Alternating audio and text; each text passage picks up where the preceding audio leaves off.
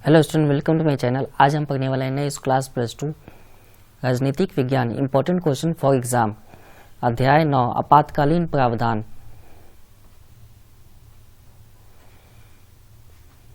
आज हम जानेंगे अनुच्छेद 352, 56। आपातकालीन में 3 अनुच्छेद आते हैं, 352, 56 और 60।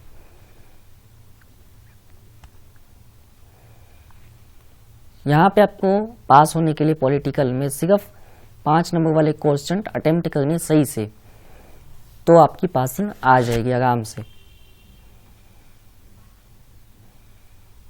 क्वेश्चन नंबर 1 जो है 2 बार आया हुआ, देख सकते हैं कब कब, एक 14 में, एक 16 में, एक अभी पेपर हुआ है कोविड के बीच में, उसमें भी आया हुआ है। राष्ट्रीय आपातकाल के संदर्भ में संवैधानिक प्रावधान का आकलन कीजिए। राष्ट्रीय आपातकाल के क्या प्रभाव हैं? राष्ट्रीय आपातकाल की घोषणा किस प्रकार और कब की जा सकती है? इस घोषणा से होने वाली किन्हीं 4 प्रभावों की व्याख्या कीजिए।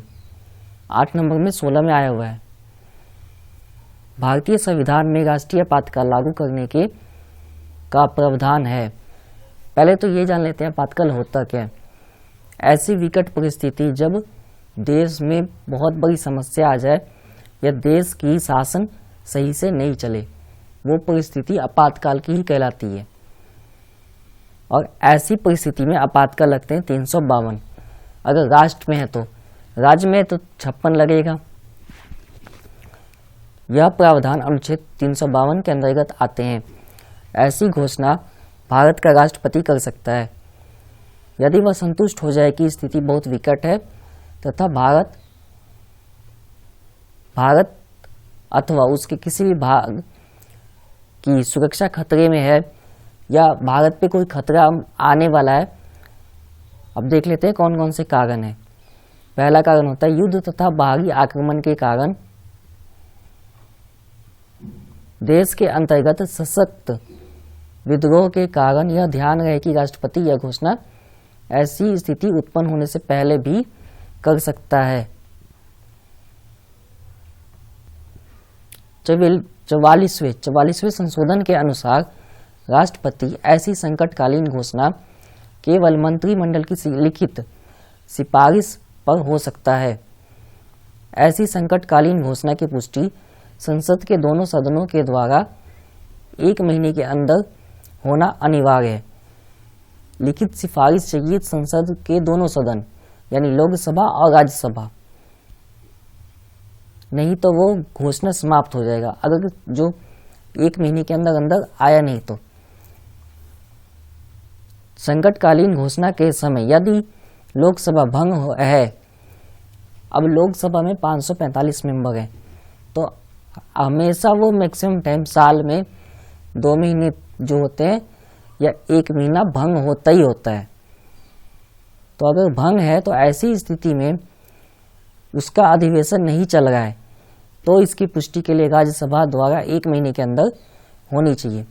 राज्यसभा कभी भी भंग नहीं होता तथा उसके बाद लोकसभा का जब अधिवेशन शुरू होगा तो 1 महीने के अंदर वहां से भी लिखित सिफारिश चाहिए, यानी दोनों जगह से लिखित सिफारिश चाहिए, लिखित दस्तावेज चाहिए ताकि जो इमरजेंसी लगाई गई है वो सही से लागू की जा सके। संसद द्वारा एक बार पुष्टि हो जाने पर आपातकाल का प्रभाव की तिथि से 6 महीने तक, यानी जो समय 6 महीने तक बढ़ाया जा सकता है। यदि इसको 6 महीने से आगे बढ़ाना है तो संसद का दूसरा प्रस्ताव पास करना होगा, जैसा बताया गया था। अब डायरेक्ट देखते हैं यहाँ पे सीधा। संविधान के 44वें संशोधन के अनुसार 10% या अधिक सदस्य लोकसभा के अधिवेशन की मांग कर सकते हैं। उस अधिवेशन के साधारण बहुमत द्वारा आपातकाल को रद्द अथवा समाप्त किया जा सकता है। ये भी एक बड़ा आपको कारण जान सकते हैं कि जो आपातकाल लगता है उसको अंत यानी उसकी समाप्ति के लिए सिर्फ 10% की मांग पर ही समाप्ति की जा सकती है। अब हमने देखा कि आपातकाल लगता कैसे है, लगाता कौन है और कहाँ से पास होता है। 3 सवाल के जवाब जाने। अब जानेंगे कि लगा कितनी बार है इंडिया में। एक 26 अक्टूबर 1962 में ये लड़ाई हुई थी चीन से, तब लगा था। दूसरा आपका था संकट, राष्ट्रीय संकट आपके थे 10 जनवरी 1968 से पहले ही ऐसा लग रहा था कि वॉर होगा यानी युद्ध होगा, पर युद्ध हुआ नहीं, पर लग गया था उससे पहले ही। दूसरी बार भारत पाक युद्ध 3 दिसंबर 1971 को हुआ, तो भारत पाक युद्ध में जो युद्ध थे उसमें लगाए गए। उसी समय 26 जून 1975 आपातकाल की घोषणा की गई। 1971 की शक्तियां पहले से ही थी। अब कई बार ऐसा होता है कि एक आपातकाल खत्म नहीं होता, दूसरा उससे पहले ही लागू कर दी जाती है। यदि घोषणा आंतरिक गड़बड़ी के आधार पर की गई है तो ये लाइन थी संविधान से, इसको हटाया गया। अगर इस लाइन का कोई भी राष्ट्रपति यूज करता है कि यह घोषणा आंतरिक गड़बड़ी के आधार पर की गई थी या की गई है, तो मान्यता नहीं है, अब नहीं है, क्योंकि एक बार इसी लाइन के आधार पर आपातकाल लग चुका है। आप देख सकते हैं 2 बार आपातकाल लगा है मैक्सिमम, एक बार इंडो चाइना वॉर में, दूसरा इंडो पाक, पाकिस्तान और भारत युद्ध में, और तीसरा ये इस लाइन के कारण लगा है। यह घोषणा आंतरिक गड़बड़ी के कारण। राष्ट्रीय आपातकाल लागू करने के प्रभाव जानेंगे। सिंपल है, आपने पढ़ा होगा संघवाद। संघवाद तो वैसे ही खत्म हो जाएगा, एकात्मक सरकार आ जाएगा सीधे। सर्वाधिक महत्वपूर्ण प्रभाव यह है कि संघीय संविधान का रूप एकात्मक में बदल जाता है, केंद्र की सत्ता में वृद्धि हो जाती है। भारत का राष्ट्रपति राज्यों को कार्यपालिका संबंधित शक्तियों के प्रयोग के तरीके में निर्देश दे सकता है। इस आपातकाल के दौरान लोकसभा एक बार में अपने कार्यकाल की वृद्धि 1 वर्ष तक कर सकता है, परंतु घोषणा का प्रभाव समाप्त होने पर 6 महीने से अधिक की वृद्धि नहीं की जा सकती। ये एक इम्पॉर्टेंट लाइन है कि घोषणा का जो प्रभाव समाप्त हो जाए तो 6 महीने ज़्यादा आप इसका कार्यकाल बढ़ा या घटा नहीं सकते हैं। आपातकाल के दौरान राष्ट्रपति का केंद्र व राज्य के बीच राजस्व बंटवारे यानी जो टैक्सेस आते हैं संबंधित प्रावधान में फेरबदल करने की शक्तियाँ प्राप्त हो जाती है।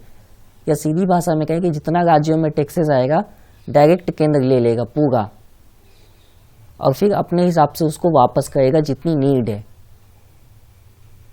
ये दूसरा क्वेश्चन है, यहाँ पे देखते हैं दूसरे क्वेश्चन में भी। पहले में हमने जाना कि राष्ट्रीय आपातकाल होता क्या है, लगता कैसे है, कौन लगाता है, किस संशोधन के अकॉर्डिंग लगाया गया है, अनुसार लगाया गया है, और कहाँ से इसको पास करवाना पड़ता है, लोकसभा राज्यसभा से। उसके बाद हमने प्रभाव जाने। अब देखते हैं यहाँ भी सेम क्वेश्चन उठते हैं कि 356 है क्या। राज्य में संवैधानिक तंत्र की विफलता के कारण उत्पन्न आपातकाल राष्ट्रीय शासन क्यों कहलाता है। अनुच्छेद 356 के अंतर्गत केंद्र सरकार द्वारा समय समय पर की जाने वाली राष्ट्रीय शासन की घोषणा आपकी राय में कहाँ तक न्यायोचित है। 8 नंबर में ये क्वेश्चन 15 में आया हुआ है। किसी भी राज्य में सेम 17 में भी सेम थोड़ा सा उसको घुमाने की कोशिश किया गया है।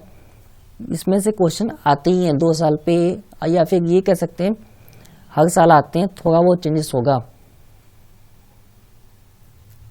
एक बार ये भी क्वेश्चन देख ही लेते हैं। किसी भी राज्य में राष्ट्रपति शासन लागू होने वाला अनुच्छेद 356 इतना विवादास्पद क्यों रहा या क्यों बन गया, ये हो सकता है स्टेटमेंट में, और यहाँ पे आपके लिखा है क्यों बन गया।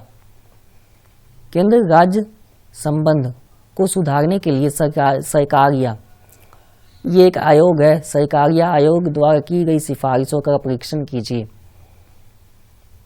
अब देख लेते हैं क्या क्या है। यह केंद्र का कर्तव्य है कि वो सुनिश्चित हो जाए या हो सुनिश्चित गए कि प्रत्येक राज्य का प्रशासन संविधान या प्रावधान के अनुसार चल रहा है। अनुच्छेद 356 के अंतर्गत राष्ट्रपति किसी राज्य में आपातकाल की घोषणा जारी कर सकते हैं यदि वह राज्य के राज्यपाल की रिपोर्ट मिलने पर यह किसी अन्य प्रकार से संतुष्ट हो जाए कि वहाँ स्थिति ऐसी हो गई है। ऐसी का मतलब है आपातकाल जैसी।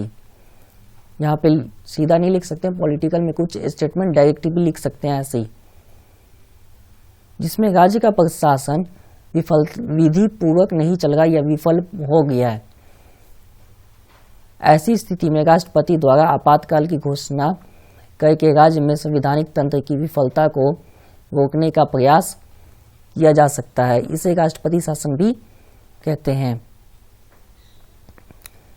राष्ट्रीय आपातकाल की घोषणा, इस दूसरी प्रकार की आपातकाल की घोषणा को भी संसद के दोनों सदनों के सामने 2 महीने के अंदर पुष्टि के लिए प्रस्तुत करना अनिवार्य है। संसद द्वारा 2 महीने के अंदर पुष्टि न होने पर वह स्वयं समाप्त हो जाएगा। संसद द्वारा पास होने पर घोषणा एक बार में 6 महीने तक वैध रहती है। एक बार अगर पास हो गया आपका प्रावधान तो 6 महीने तक कुछ भी चेंजेस नहीं की जा सकती है। इसको अगले 6 महीने के लिए भी बढ़ाया जा सकता है, किंतु इस अवधि को 1 वर्ष से अधिक बढ़ाया जा सकता है यदि राष्ट्रीय आपातकाल पहले से जारी हो। अब आपको एग्जाम्पल समझाते हैं। जब इंडो पाक वॉर हुआ है तो वो राष्ट्रीय आपातकाल लगा है, लेकिन उसी बीच अगर किसी राज्य में राज्य आपातकाल भी लगा है तो वो भी उतना ही जाएगा जितना आपका राष्ट्रीय आपातकाल जाएगा। थोड़ा सा कॉम्प्लेक्स है, ध्यान से समझेंगे तो आ जाएगा। आप देखिए कि राज्य में आपातकाल लगा पूरे राष्ट्र में, उसके बाद दोबारा राज्य में भी लग गया एक बार फिर से, तो जितना देर आपका राष्ट्रीय आपातकाल है उस हिसाब से पूरे राष्ट्र जितने राज्य हैं उसमें तो लगा ही हुआ है, और जो स्पेशल लगाया गया कहीं पे वो भी उतना ही चलेगा, उसकी भी अवधि बढ़ सकती है, यही बोला गया इस लाइन में। या सिंपल आप लिख सकते हैं कि इसकी ये स्टेटमेंट अगर आपको लगता है टफ है तो ये सीधा छोड़ दीजिए, यहीं तक लिख सकते हैं। राष्ट्रीय आपातकाल पहले जारी हो, ये रहने दीजिए, ये 2 लाइन। चुनाव आयोग प्रमाणित करे कि राज्य विधानमंडल का चुनाव करना संभव नहीं है, तो चुनाव भी नहीं होता है अगर राज्य आपातकाल लगा है। तो जब राज्य आपातकाल ही लगा है तो कुछ भी वहाँ नहीं होगा, सारा काम वहाँ केंद्र करेगा। इस प्रकार के आपातकाल को अधिकांश राज्य में समय समय पर अनेक बार लागू किया गया है। पहली बार 51 में लगा था, पंजाब राज्य में आपातकाल लागू किया गया था। सेकंड केरल में, 2 एग्जाम्पल दिए, बाकी आप डायरेक्ट से। ये 1970 पहला एग्जाम्पल था कि मोरारजी देसाई की सरकार थी और जनता पार्टी, जो आज बीजेपी है, भारतीय जनता पार्टी, जब ये सत्ता में आई तो 9 राज्यों में लगा है 1970 में आपातकाल। और ऐसे ही जब कांग्रेस पार्टी की सरकार आई तो वो भी इतनी स्टेट में वापस लगा दिया आपातकाल, 8-9 स्टेट में। जिन राज्यों में जनता पार्टी बहुमत में थी वहां राष्ट्रपति शासन लागू कर दिया गया। 1986 में उग्रवाद और आंतरिक विद्रोह कह सकते हैं, आंतरिक विद्रोह के कारण जम्मू कश्मीर में घोषणा की गई थी। कुल मिलाकर 100 बार लगाया आपातकाल, टोटल सभी राज्य और राष्ट्रीय सबको काउंट करके अब तक। अलग अलग राज्यों में, एक राज्यों में इतनी बार नहीं लगा है। राज्य में राष्ट्रपति शासन लागू करने के प्रभाव, सेम प्रभाव आपका पहले वाला आएगा, आप वही लिख सकते हैं, कुछ भी इसमें चेंजेस करने की जरूरत नहीं है। 1-2 लाइन यहाँ पे बस एडिंग होगा, वही आप देख सकते हैं क्या एडिंग है। बाकी एक बार याद किया प्रभाव तो वो रिपीट हो जाएगा। राष्ट्रपति राज्य सरकार के सभी कार्य को अथवा किसी एक कार्य को अपने हाथ में ले सकता है अथवा उनको राज्यपाल या किसी अन्य कार्यकारी अधिकारी को सौंप सकता है। राष्ट्रपति राज्य विधानसभा को स्थगित अथवा भंग कर सकता है। वह संसद को राज्य विधानमंडल के स्थान पर कानून निर्माण के प्राधिकृत कर सकता है। ये टफ लाइन है, सीधा यहीं तक आपने लिखना है कि स्थगित अथवा भंग कर सकता है, बस घोषित लक्ष्य को प्राप्त करने के लिए राष्ट्रपति कोई भी अन्य आवश्यक प्रावधान भी लागू कर सकता है।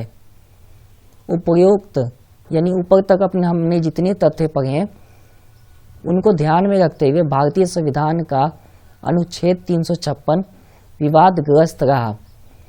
इसका अधिक उपयोग किया गया, ये कह सकते हैं अधिक दुरुपयोग किया गया है, अपनी मर्जी से या फायदे के लिए लगाए गए हैं।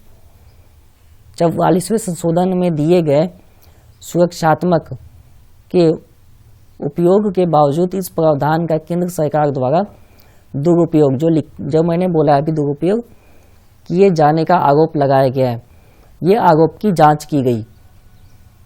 इस अनुच्छेद को संविधान में से हटाने अथवा इसके दुरुपयोग को समाप्त करने के प्रावधान बनाने की मांग सामने आई। सरकार का निर्माण सभी संभावनाओं के लिए समुचित प्रयास अत्यंत आवश्यक है।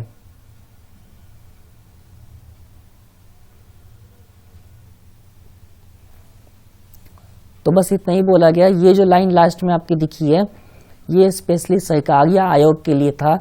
ये लाइन सरकारिया आयोग ने लिखवाए हैं कि इसको सीधा हटा ही दो अनुच्छेद 356 को, या ऐसे प्रावधान बनाओ कि इसका महत्व ही ना हो, ना ही इसका उपयोग किया जा सके, क्योंकि ये फायदे के लिए ही उपयोग किया गया है अधिकतर बार केंद्र के द्वारा।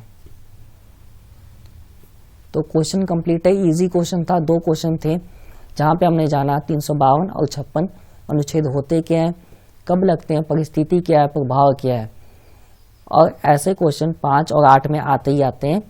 बाकी तो आप अब तक देख ही गए हैं वीडियो, तो उम्मीद है आपको काफ़ी हेल्प हुआ होगा। देखने के लिए धन्यवाद। चैनल पर नए हैं तो सब्सक्राइब कीजिए, कोई डाउट है तो कमेंट बॉक्स में पूछिए। अगर वीडियो अच्छा लगा है तो लाइक कीजिए। फ्रेंड्स है आपके नए इसमें तो उन्हें भी शेयर कीजिए ताकि उनकी भी हेल्प हो सके, वो भी पास हो सके। धन्यवाद।